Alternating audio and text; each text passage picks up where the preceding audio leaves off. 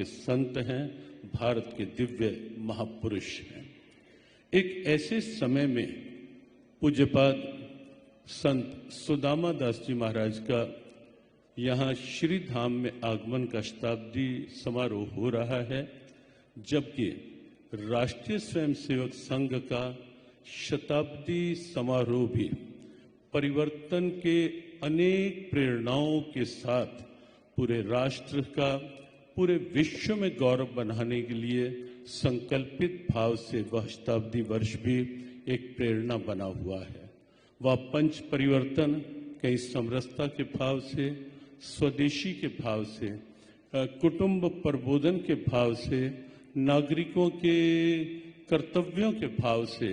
पर्यावरण शुद्धि के भाव से वह पंच परिवर्तन भी चल रहे हैं। और इधर पूज्यपाद सुदामा दास जी महाराज के आगमन का यह दिव्य शताब्दी महोत्सव,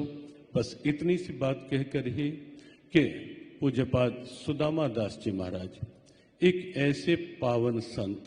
एक ऐसे तपःपूत संत, एक ऐसे भजनानंदी संत, एक ऐसे सेवा के आदर्श संत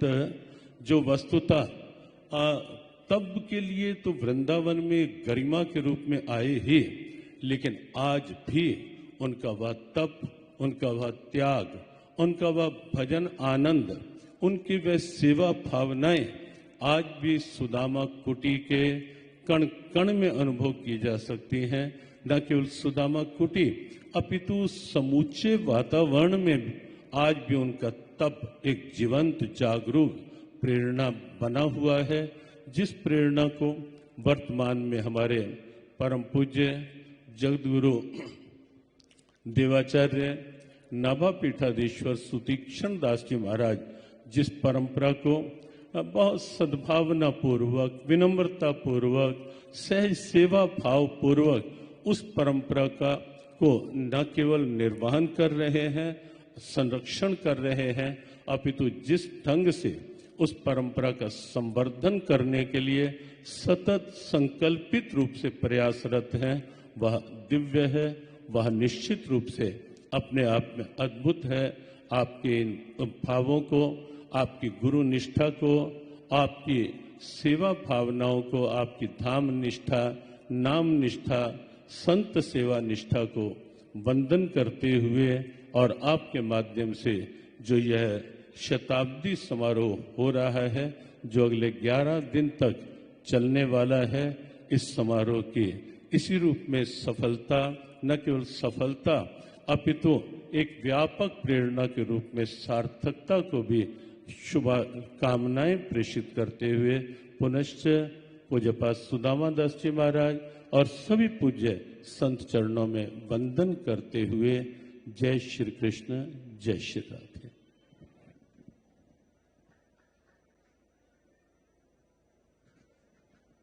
बड़े ही मधुर शब्दों में पूज्यपाद गीता मनीषी जी के आशीर्वाद को आप सब लोगों ने ग्रहण किया। बहुत कम शब्दों में पूज्यपाद हमारे परदादा गुरुदेव के विषय में आपने जो अपने भाव रखे हैं वो बड़े ही सराहनीय हैं। अब मैं निवेदन कर रहा हूं अनंत श्री विभूषित श्रीमद जगत गुरु द्वाराचार्य स्वामी श्री राजेंद्र दास जी महाराज जी के चरणों में अपनी प्रणति बड़ी विनम्रता पूर्वक निवेदन कर रहा हूं कि कुछ समय के लिए हम सबको आशीर्वाद दें। पूज्यपाद महाराज।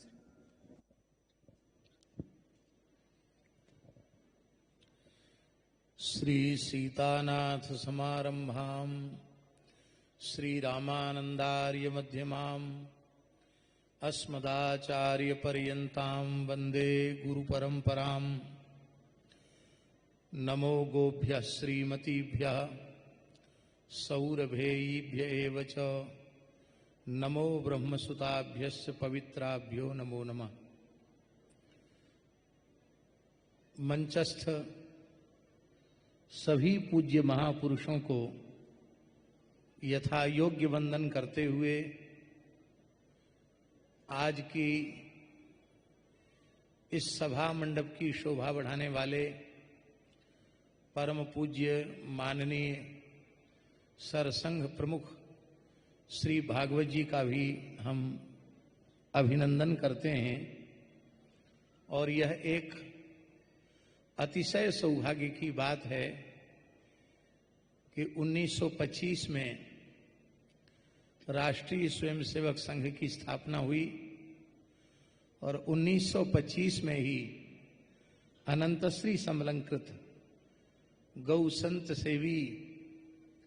तपोनिष्ठ कृपा करुणा क्षमा दया की साक्षात प्रतिमूर्ति पूज्यपाद श्री सुदामा दास जी महाराज का श्रीधाम वृंदावन आगमन हुआ और उनके मंगलमय स्वरूप का दर्शन करके लगता था कि मानो द्वापर कालीन भगवान श्री कृष्ण के सखा सुदामा जी ही इस कलिकाल में साधु सेवा का आदर्श प्रस्तुत करने के लिए इस रूप में पुनः वृंदावन पधारे हैं और अपने चरित्र के माध्यम से, अपने आचार के माध्यम से उन्होंने संपूर्ण भारतवर्ष में संत सेवा का महान आदर्श प्रस्तुत किया। तो संघ का शताब्दी वर्ष और श्री सुदामा कुटी की स्थापना का शताब्दी वर्ष, ऐसे पवित्र अवसर पर माननीय भागवत जी का आना वस्तुतः हम समस्त वृंदावन वासियों के लिए अत्यंत सौभाग्य का विषय है। जगत गुरु श्रीमदाद्य रामानंदाचार्य भगवान की जयंती संपूर्ण भारतवर्ष में और भारतवर्ष के बाहर भी जो श्री रामानंदीय वैष्णव परंपरा के वैष्णव हैं, माघ कृष्ण सप्तमी तिथि को जगत गुरु श्रीमदाद्य रामानंदाचार्य भगवान का वंदन पूजन स्मरण अवश्य करते हैं, किंतु आचार्य जयंती का जैसा महोत्सव श्रीधाम वृंदावन में अनंतश्री समलंकृत पूज्यपाद श्री सुदामा दास जी महाराज के द्वारा 10 दिन तक चलने वाला विराट उत्सव मनाना आरंभ हुआ, ऐसा उदाहरण पूरे भारतवर्ष में अन्यत्र कहीं दिखाई सुनाई नहीं पड़ता है।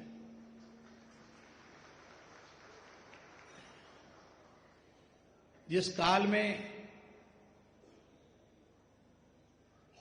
भयंकर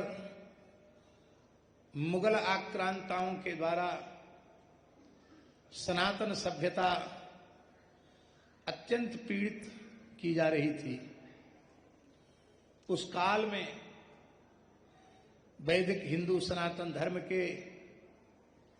बिखरे सभी वर्गों को एकजुट करने का काम जगत गुरु श्रीमदाद्य रामानंदाचार्य भगवान ने किया। समाज के सभी वर्गों को श्री राम तारक मंत्र का उपदेश देकर के महाराज जी उस काल में स्त्रियों को दीक्षा का विधान प्रचलित नहीं था,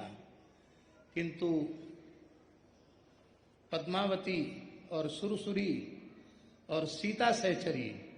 इन 3 को मंत्र दीक्षा देकर के लगभग 750 वर्ष पूर्व श्री रामानंदाचार्य भगवान ने वैष्णव मताब्ज भास्कर में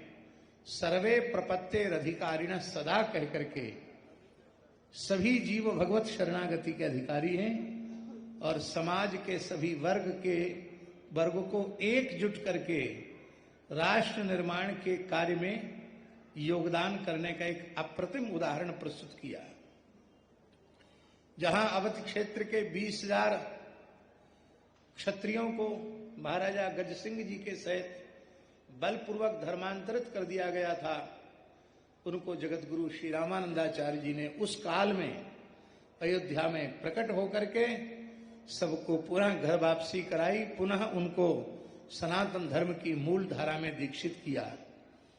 इस प्रकार का पवित्र क्रांतिकारी कार्य जिन आचार्य चरण ने किया, जिनके 12 शिष्यों में समाज के सभी वर्ग के महापुरुष प्रकट हुए, संत कबीरदास जी महाराज, संत रविदास जी महाराज, संत धन्ना जी महाराज, संत सेन जी महाराज आदि ऐसे जगत गुरु श्रीमदाद्य रामानंदाचार्य भगवान का वह कार्य ही वस्तुतः भारतवर्ष के बिखरे हुए हिंदू समाज का आज मुख्य कार्य है। और इसी कार्य में संघ भी लगा हुआ है और संत भी लगे हुए हैं। बस अंतर इतना है कि संत गणवेश धारण नहीं कर रहे हैं, बाकी संघ का ही कार्य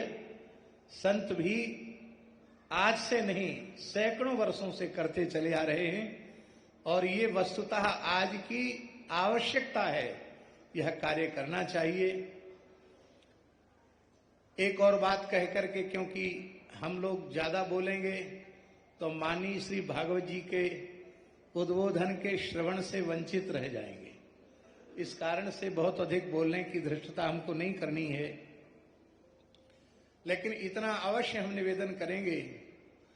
कि पूज्यपाद श्री सुदामा दास जी महाराज का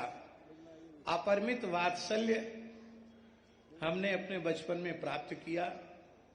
और जो वात्सल्य हमने प्राप्त किया वही वात्सल्य नाभा पीठाधीश्वर जगत गुरु श्री स्वामी सुतीक्ष्ण देवाचार्य जी महाराज ने भी प्राप्त किया। और महापुरुष त्रिकाल दृष्टा होते हैं, वे समझते थे कि भक्तमाल भवन का निर्माण सुदामा कुटी में हो रहा है तो आगे चलकर नाभा पीठ के रूप में भी सुदामा कुटी संपूर्ण समाज में आदर को प्राप्त करेगी। और वह सब कार्य, कौशल किशोर भगवान के मंदिर की पुनः प्रतिष्ठा का कार्य, पूरे सुदामा कुटी के दिव्य भव्य स्वरूप के निर्माण का कार्य, और सुदामा कुटी में श्री सुदामा दास जी महाराज के आगमन के शताब्दी वर्ष के महोत्सव का कार्य श्री सुतीक्ष्ण दास जी के द्वारा ही, हमारे पौत्र शिष्य के द्वारा ही संपन्न होगा। इस बात को पूज्यपाद श्री सुदामा दास जी महाराज जानते थे, इसलिए उन्होंने अपने सामने ही, हम बहुत अच्छी प्रकार से जानते हैं इनकी मनस्थिति को सुतीक्ष्ण दास जी की, क्योंकि ये इनका कितना प्रेम हमसे है और हमारा इनसे कितना प्रेम है, इसको श्री कौशल किशोर भगवान ही जानते हैं। तो इनके मन में दूर दूर तक कहीं ऐसी इच्छा नहीं थी, लेकिन महापुरुष त्रिकालदर्शी होते हैं। उन्होंने श्री सुतीक्ष्ण दास जी महाराज को नियुक्त करके बहुत बड़ा कार्य किया और समाज को, एक वैष्णव संप्रदाय को एक रत्न श्री सुतीक्ष्ण दास जी महाराज के रूप में प्रदान किया। और भगवत कृपा से आपके शिष्य सुदामा कुटी के महंत श्री अमरदास जी महाराज भी अपनी संपूर्ण गुरु परंपरा के पद चिन्हों पर चलते हुए और उस कार्य को आगे बढ़ा रहे हैं। एक एक करके नाम लेंगे तो बहुत समय लग जाएगा, अब कोई ना कोई नाम छूट भी सकता है, क्योंकि जो सन्मुख विराजमान हैं उनमें भी बड़े बड़े दिव्य महापुरुष हैं। मंचस्थ और सन्मुखस्थ सभी पूज्य महापुरुषों को पुनः पुनः वंदन करते हुए और परम पूजनीय